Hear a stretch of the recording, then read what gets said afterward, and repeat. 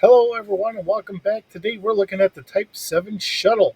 So there are two different listings on this from Daystrom Institute. We do have the original shuttle, which we will go through first, and then there is an upgraded version. So looking at this in the standard version, let's sneak on down to our right up here, which obviously is very small. All right, so the Type 7 was introduced to a larger, yeah, the Type 7 was introduced to a larger and heavier counterpart to the Type 6. In common with the Type 6, the Type 7 has a duranium titanium hull, which has greatly increased the strength and durability of the structure. The computer and sensor suite is also of a more advanced generation than those of the preceding types.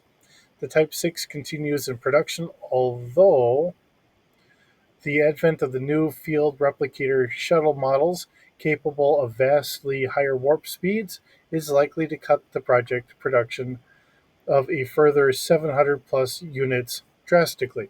So, just kind of looking at the stats that we have here, there are a couple listed. We do have the NCC 1701D 01 Sarkov, which is still active. We do have the D. Ellison, which is active from the Enterprise, and we do have a couple other ones that are listed. In all, there are 6,427 others built, with 2,105 that have been lost. This does come with a length of 8.5 meters, a beam of 3.6 meters, and a height of 2.7 meters. It is only one deck. Mass wise, we're looking at just shy of 4 metric tons, has a crew of one plus six passengers in a standard model. Now, there is a diplomatic model, which you're going to have one pilot and two passengers here. Um Armament, we have a total output of 200 terawatts. This has this standard shield system with a total capacity being 27,000 terawatts or terajoules. We have the light duranium titanium single hull and a low level structural integrity field. We have this being listed as a normal cruise of 1.5 and a maximum warp speed cruise of 1.7. The maximum rated warp cruise ability on this is a warp 1.75 for 48 hours. The structural strength here, or the beam fire power here, is a 4. Torpedoes is a nil. We have weapon range and accuracy is a 10. Shield strength is a 10. Hull armor, if I could speak correctly here this evening, is a 3.13. Speed is 3, and combat maneuverability is 22,050. Overall strength index is a 32. Diplomatic capability is going to be a 2. Expected whole life is being listed as 45 years. Refit cycle, a minor and standard refit about every year, a major refit every 15 years. So that's the standard starting Type 7. Now the upgraded version here. Um, let's see, that's saying that there have been 1,217 built in total. About half of that, 612, have been lost in all. Again, it's the same length of 5.5 meters. Beam is 3.6 meters. Height is 2.7 meters. Um, the upgraded version here, it does have two Type 5 phaser banks, so that drastically gives a better combat capability of this. Let's see. Our normal warp cruise is going to be a 1.5. Maximum is 1.7. The max rated is now from a 1.75 to a 2 for 36 hours. So that does give a little bit more speed there. Um, Now, beam fire power is being listed as for indexes is being listed as nothing. Torpedo is nothing. I think we have this kind of flipped around from the other one. Um, Kind of going down here. Now it still has the same expected hull life. Really, the big increase here is the fact that it's been given the two Type 5 phaser banks. And there's no additional write up on this. So, with that being said, let's look at what we have here from our D6 Holocron and what kind of stats we have for our D6 universe. All right, so looking from the D6 Holocron, this is being listed as a starfighter scale. Again, we do have the same length of 8.5 meters long, 3.6 meters wide, and 2.7 meters tall. Now we do have the ship mass at being just under 4 tons, metric tons that is, so that's all the same. This is coming in as a starship size of 2. We have an autopilot of 1D plus 2, so not a very good autopilot, but there is something there. Um, it's just below what our galactic standard would be. So, if you're just kind of setting it off on a straight path with nothing really going on, yeah, you'll probably be fine. If you have to do any maneuvering or whatever, you might want to take over and kind of go from there. Let's see, we do have a crew of 2.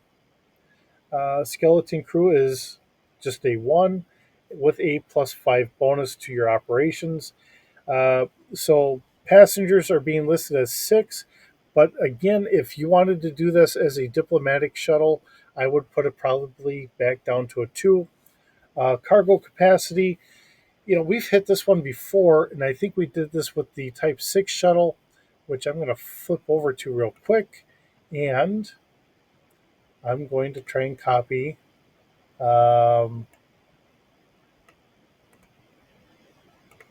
See if we can't go back and forth here. Cargo capacity. I think really that this should be kind of similar here. Uh, if you don't have any passengers, you could probably carry up to 1 metric ton. But if you're sitting there with 6 people or whatever, you're probably not going to carry any cargo. So just throwing it in there if you wanted to carry supplies, I think you could carry up to a ton in here. Uh, Actually, the Type 7 is a bigger shuttle, and they do have a cargo version of this, which I don't have listed here, which is a longer shuttle, and it is strictly meant more for cargo runs, which easily could be, kind of translated in here. But, it's just one of those things of, if you have passengers, no cargo, because they are your cargo. If you don't have anyone, then yeah, we could probably get something in here. All right, so consumables, we have enough consumables for about a week. Our warp drive, now they have it listed here as a standard is a warp 1.25. Uh, our maximum is a 1.25, and our max rated is 1.75. Um, that takes it a little bit out of what we had before. And then we have for the upgraded here, we have 1.2, then to a 2, and then our max is a 2 for 48 hours. Um, I think, seeing that we've got this listed here, why don't we change this so this makes it on par with what we have on Daystrom's website here? Um, I'm going to put 0.7 here. All right. So that keeps it all pretty much in line with what we have already. All right, so we are listed as having a nav computer, which is very standard for all of our Star Trek vessels. We have a maneuverability of a 2D, a space speed of 5, a atmospheric speed of 850 kilometers an hour. We do have a hull strength of 2D plus 1, shields of 1D. Our sensor packet has us with passive scanning going out to 3 kilometers with a 0D plus 1 bonus. An active scan going out to 8 kilometers with a +2 bonus. An active search going out to 12 kilometers with a 1D +1 bonus. And a focus out to 500 meters at a 1D +2 bonus.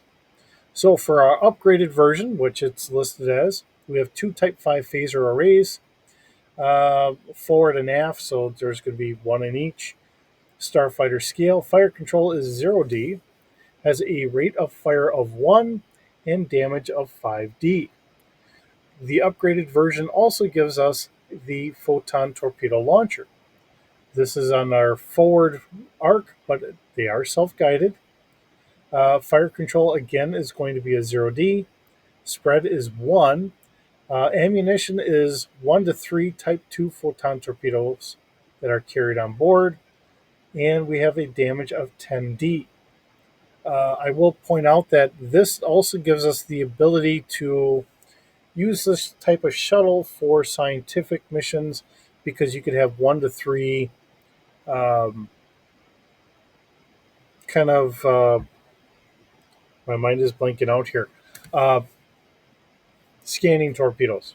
So if you want to do some sort of, scanning into some sort of anomaly or whatever, we would have that availability.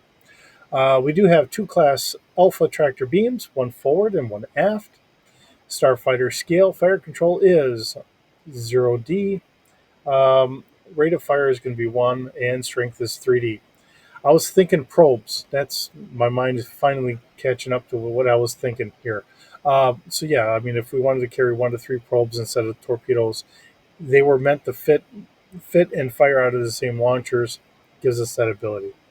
Okay, so for our transporters, we do have one transporter pad with a two-person capacity here. Um, and that kind of wraps everything up. Now, the description that we have from D6 Holocron is a Type 7 shuttlecraft was an auxiliary craft carried by starships and space stations in the 24th century. The standard version of the Type 7 had no weapons, although at least two phaser emitters could be fitted on the craft. And this comes from the Ship Recognition Manual, Volume 1, The Starships of Starfleet. And all their other sources are coming from Memory Alpha, Memory Beta, and the Ship Recognition Manual, as is kind of standard for what we get here on D6 Holocron. So it does give us another nice little auxiliary craft that we can use. Like I said, there is a cargo version of this. And I do remember this was the first kind of shuttle that we had gotten from the Next Generation. Most notably, this is where one of these shuttles, uh, Counselor Deanna Troy, was on, and it crash landed. And then, shoot, now I kind of forget the name of the creature that was kind of the tar creature that was on the planet that ended up killing uh, Lieutenant Tasha Yar. So, yeah, with that, it's fun getting some of the shuttles in here as well as some of the other bigger ships as we keep hitting back and forth between all the different ships and shuttles and whatnots here in Star Trek. So, with that, thank you so very much for joining me. It's always wonderful having you here. Hope you're doing well, and I will see you in the next video.